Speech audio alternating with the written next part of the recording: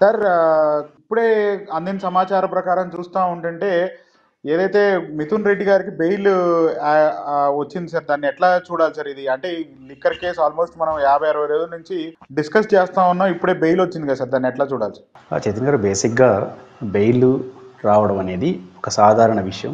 Bail ఇవ్వడం అనేది judge గారి విచక్షణ అధికారం.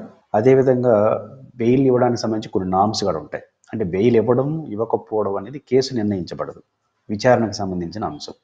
ఎందుకంటే ఎవరైతే ఆరోపణలు ఎదుర్కొంటున్నారో, ముద్దాయిలుగా ఉంటున్నారో, కేసులో కీలక వ్యక్తులను భావిస్తుందో విచారణ సంస్థ కానీ కంప్లైంట్స్ కానీ, వారిని విచారించే సమయంలో వారు ఏమన్నా సాక్షుల్ని ప్రభావితం చేస్తారని, లేదా వారు ఇన్ఫ్లుయెన్స్డ్ పర్సన్స్ అయితే విచారణని ఇన్ఫ్లుయెన్స్ చేస్తారని, వారు లోపల ఉంటే విచారణ పూర్తి చేయొచ్చని సాఫీగా. ఇంతకు మించిన లాజిక్ ఏది అరెస్టుకు ఏమి సంబంధం ఉండదు. అరెస్ట్ అనేది పనిష్మెంట్ కాదు, విచారణ చేసుకునేదానికి ఒక అవకాశం.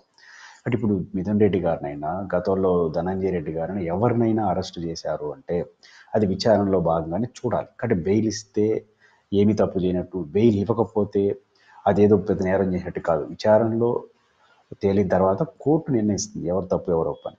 ఇప్పుడు మిథున్ రెడ్డి గారికి బెయిల్ ఇవ్వడం అనేది చాలా సాధారణ విషయం. ఎప్పుడో రావాల్సింది ఆలస్యంగానే వచ్చింది. ఎందుకంటున్నాను, యాజ్ పర్ సుప్రీంకోర్టు నామ్స్ ప్రకారం ఒక కేసులో అరెస్ట్ అయిన వ్యక్తులు లేదా విచారణలో ఉన్న వ్యక్తులు, జైలుకు వెళ్ళిన వ్యక్తులు 7 సంవత్సరాల లోబడి శిక్ష పడే సెక్షన్స్ కింద కేసు నమోదైంటే 60 రోజుల్లో బెయిల్ ఇవ్వాలి. 7 సంవత్సరాలు పైబడి శిక్ష పడే కేసులు నమోదైంటే 90 రోజుల్లో బెయిల్ ఇవ్వాలి. ఈ బెయిల్ ఇవ్వడం ఎందుకు 60 రోజులు 90 రోజులు అంటే విచారణ పూర్తి కావడానికి. విచారణ పూర్తయిన తర్వాత ట్రయల్ స్టార్ట్ అవుతుంది కోర్టులో. అంటే విచారణ సంస్థ తన ఆర్గ్యుమెంట్ చెప్తుంది, ముద్దాయిగా ఉన్న వాళ్ళు వాళ్ళ ఆర్గ్యుమెంట్ చెప్తారు. ఇద్దరు ఆర్గ్యుమెంట్లోనే ఎవిడెన్స్ ఆధారంగా జడ్జి గారు తీర్పిస్తారు.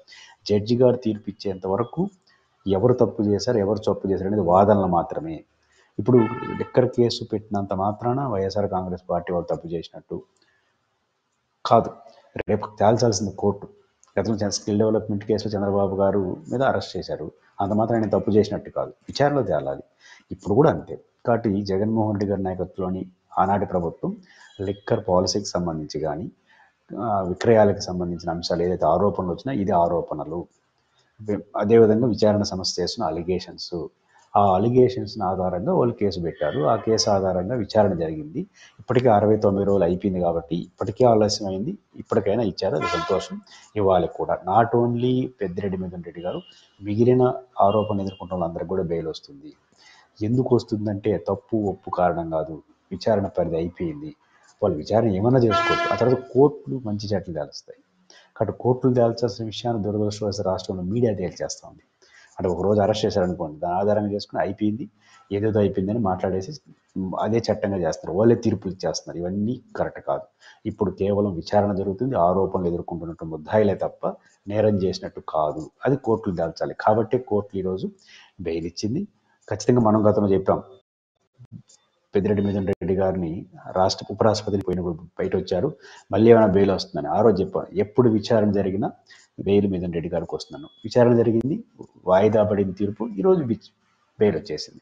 కాబట్టి ఎదురుకు వస్తుంది. ఇంకా చెవిరెడ్డి భాస్కర్ మిగతా వాళ్ళందరూ కూడా బెయిల్ వస్తుంది. కాబట్టి కొంత ఒకరోజు అటు ఇటు కావచ్చు. కాబట్టి బెయిల్ ఇవ్వడానికి రీజన్స్ విచారణ యొక్క సమయం ముగిసింది కాబట్టి వాళ్ళు బెయిల్ ఇచ్చారు. రేపు కోర్టులో ఏం తెలుస్తుందో కోర్టులు చెప్తాయి.